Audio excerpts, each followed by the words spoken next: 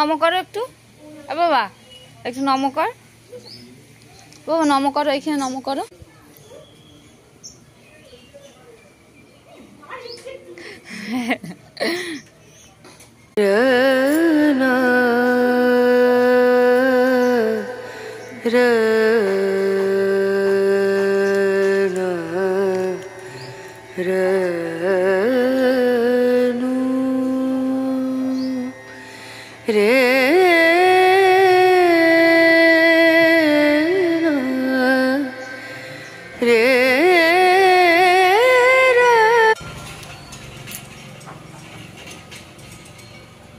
যাও আর যাও,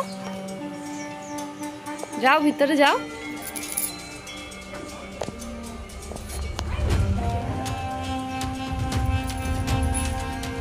যাও মাকে গিয়ে নম করে আসো, যাও।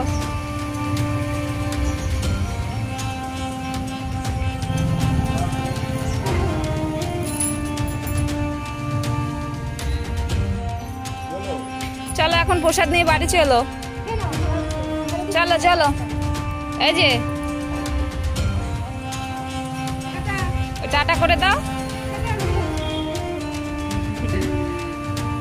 চলো আসো বাড়ি চলো। প্রসাদ খাচ্ছ? পড়ে যাবে বাবা, পড়ে যাবে। Hey guys, good morning, welcome to my new blog.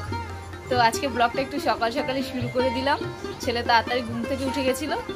তো আমাদের ঘরের পাশেই মন্দির রয়েছে, ওখানে পুজো হচ্ছিল। তো আমার ছেলে আর আমি ওখানে গিয়েছিলাম, এতক্ষণ ওখানে বসলাম, আর এখন এই ঘরে চলে আসলাম। তো দেখতে থাকো আজকে সারাদিন আমরা কি কি করছি। কখন উঠেছে ঘুম থেকে জানো? ও চালাও বাবারে, ভু ভু করো, ভু পড়ে যাবে কিন্তু।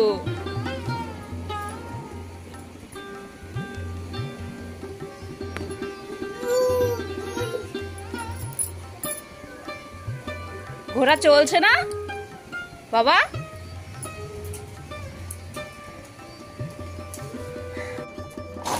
না ধরে বসো, ধরে বসো।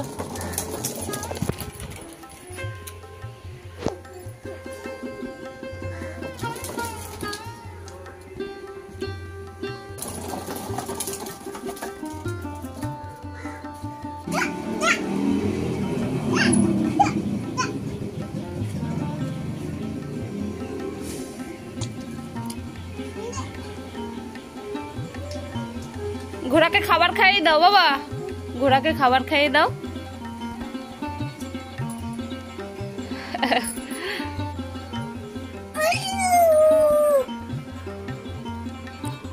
ঘোড়াকে খাবার খাইয়ে দাও বাবা, খাবার খাইয়ে দাও।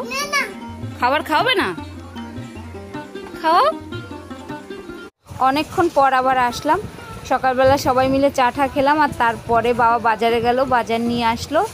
আর তারপরে বোন আর আমি মিলে রান্নাটা তাড়াতাড়ি করে সেরে ফেললাম। বোনকে সবজি টবজি কেটে দিয়েছি, আর বোনই করেছে রান্নাটা প্রায়, শুধু আমি মাছের ঝোলটা করলাম। আর আজকে রান্না হয়েছে কুদলি ভাজার, ডাল আর মাছের ঝোল। বোন মাছটা ভেজে দিয়েছে, তো বোন বললো যে দিদি তুই মাছের ঝোলটা বসা, তার জন্য আমি বসিয়ে দিলাম। আর এদিকে দেখো এই যে প্রদীপ কাকা এক মুখ হাসি নিয়ে কি সুন্দর কাজ করছে। কাজে কোনো কষ্ট নেই, সব কাজ হাসি মুখে করে নেয়। বেশ ভালো আমাদের প্রদীপ কাকা। আমার বাবার সাথে অনেক বছরের পরিচয় প্রদীপ কাকার। বাবাকে ভীষণ ভালোবাসে, আর বাবাও ওনাকে ভীষণ ভালোবাসে। তো বাবা যখন প্রথম তেলে ভাজা দোকান দিয়েছিল তখন প্রদীপ কাকা ছিল, আর তারপরে কোনো একটা সমস্যার জন্য কাজ ছেড়ে দিয়েছিল। আর এখন এই যে আবার এসছে, 2-3 মাস হয় কাজ করছে। বেশ ভালো প্রদীপ কাকা, আর ওনার ডাক খোঁজও ভীষণ ভালো। আমাকে বোনকে সবসময় মা মা বলে ডাকে। আর এদিকে দেখো কুকুরগুলোর অবস্থা, গরমের মধ্যে ধুকছে, সব কটার জিভ বেরিয়ে গেছে। আর ওরা না বুঝে গেছে যে আমাদের বাড়িতে 10টা-11টার দিক দিয়ে মাংস দেওয়া হয়, তার জন্য গেট যদি দেওয়াও থাকে তাহলে ওরা দেওয়াল টপকে চলে আসে। আর এই দেখো আরেকজন চলে এসছে আবার। আর এই দেখো করলাগুলো কত বড় বড় হয়ে গেছে। কদিন আগে বলছিলাম না যে করলাগুলো হচ্ছে, কিন্তু ছোট থাকতেই পেকে যাচ্ছে। কিন্তু তারপরে মা একদিন করলা গাছের গোড়ায় মাটি দিল, তারপরে এখন জল দেয় প্রতিদিন করে একটু। তো দেখছি এখন আর পেকে যাচ্ছে না, 2-1টা পাকছে, কিন্তু সবগুলো আর পেকে যাচ্ছে না। মা বলে কোনো জিনিসের যত্ন না করলে এভাবেই নষ্ট হয়ে যায়। আর গাছটা কিন্তু মা লাগায়নি, নিজে থেকেই হয়েছে। তো দেখো কত করলা হয়েছে গাছটাতে, অনেক করলা হয়েছে। এই দেখো দোকানে এসে বসে বসে ডিম সিদ্ধ খাচ্ছে। না তুই খা, অর্ধেক যদি কেটে দিস তাহলে খাবো। তোকে তো একটা পোস্ট করে দিয়েছি, তুই কটা খাবি? তো আমি বলার পরে এই যে আমাকে এখন ডিম দিচ্ছে। অল্প নিবি, দেওয়ার আগেই বলছে অল্প নিবি। তোকে একটা পোস্ট করে দিয়েছি, রুটি নিয়ে খেয়েছি। আমি রুটি খাই না, তার জন্য একটা শুধু ডিম সিদ্ধ। গরমে তো ভালো লাগছে না, টুকটাক করে বেড়াচ্ছি। এখন যাবো জামা প্যান্ট গুলো কাচতে। আমার কাজ সব শেষ, বোনের কাজ সব কমপ্লিট হয়ে গেছে, আর এবার আমার কাজ শুরু মাজতে হবে অনেকগুলো। আর আমার জল আনা, তারপরে জামা কাপড় ধোয়া। আমি একটু রোগা হয়ে গেছি, ডিম সিদ্ধ রোজ দুটো করে খেতে হবে। ও এক্ষুনি একটা ডিম সিদ্ধ খেয়ে বলছে আমি কি রোগা হয়ে যাচ্ছি, এখন নাকি দুটো করে খাবে। না বিশেষ করে সকাল থেকে কিছুই খাইনি, শুধু চা আর দুটো টোস্ট খেয়েছি। কত কাজ করে এসেছি, এখন একটু খেতে পাচ্ছি। এখন 1:30 বাজে, তার জন্য একটু ডিম সিদ্ধ খেলাম। আর ভাত খাবো। ও রুটি খায় না, সেটা কার দোষ বলো? ও আমরা সবাই খেয়েছি, ও খায় না, এখন সেটা কার দোষ? যদিও বা ময়দা রুটির একটা পরোটা হতো, সেটা আলাদা ব্যাপার। তার মধ্যে আজকে হয়েছে আটার রুটি। আটা খাওয়াই ভালো জানিস তুই, আটাই খাওয়াটা। আমি না খেয়ে থাকলেও কোনোদিন রুটি খাবো। আটাতে প্রচুর পরিমাণে প্রোটিন রয়েছে। আমার আটার রুটি খেতে রুটি মোটামুটি আমার। তোর শ্বশুর বাড়ির লোকজন যখন রুটি খেতে চাইবে তখন তুই কি করবি? কি করবো, ওরা খাবে, আমি খাবো না। তাহলে বানিয়ে দিবি তো? আমাকে দুটো ভাত দিলে খাবো, আর নাহলে খাবো না। খাই না বলে যে করে দেবো না সেটা না, হ্যাঁ করে দেবো, কিন্তু সবসময় একঘেয়েমি আমার রুটি করতে একদম ভালো। এটা কিন্তু একদম ওর মনের কথা। সে আমাকে কেউ খারাপ ভাবলেও ভাবুক, আর ভালো ভাবলেও ভাবুক। কারণ আমার রুটি করতে সব কাজ করে দিতে পারবো, কিন্তু রুটি করতে আমার বিরক্ত। ও রুটি করতে চায় না, কিন্তু আমার রুটি করতে ভালো লাগে। চল আমরা দুই বোনে একটা গান করি, তো কোনো কিছু করতে হবে। আর কটা কুকুর এনে দেবো। তুমি আমায় নহি গো ভালোবাসো মোর গান।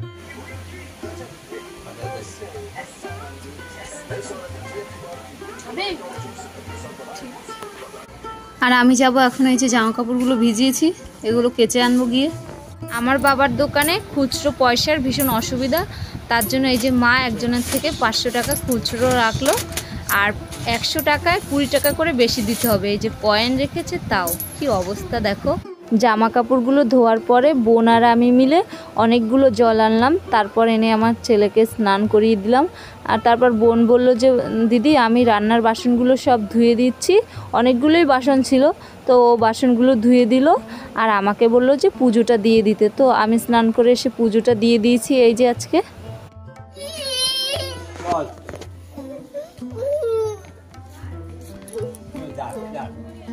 আর এই দেখো আমাদের বাড়িতে একটা জল শঙ্খ হাঁটতে হাঁটতে চলে এসছে।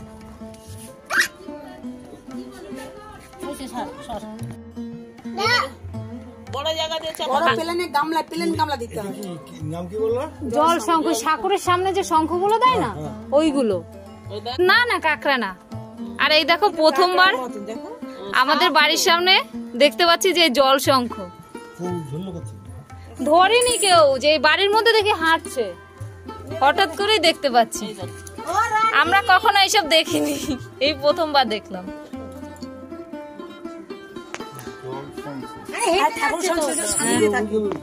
ওই শঙ্খ কিন্তু সমুদ্রে থাকে তো, কিন্তু এখানে কোথা দিয়ে আসলো তাই ভাবি। এই যে ড্রেন থেকে আসছে, ড্রেন থেকে উঠেছে কেউ হয়তো।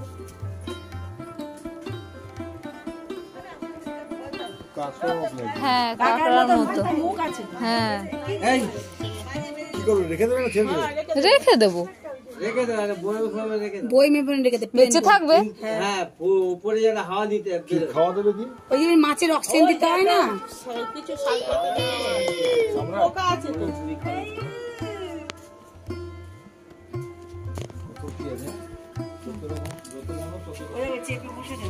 দেখো আরে ঠাকুর বাড়ি না, ঠাকুরের ভিতরে কিছু একটা আবার গল্প কি আছে। সবাই বলছে আমাদের এটা ঠাকুর বাড়ি, তার জন্য নাকি ঠাকুরের রূপ ধরে এটা এসছে। সত্যি আমি কখনো দেখিনি এইভাবে।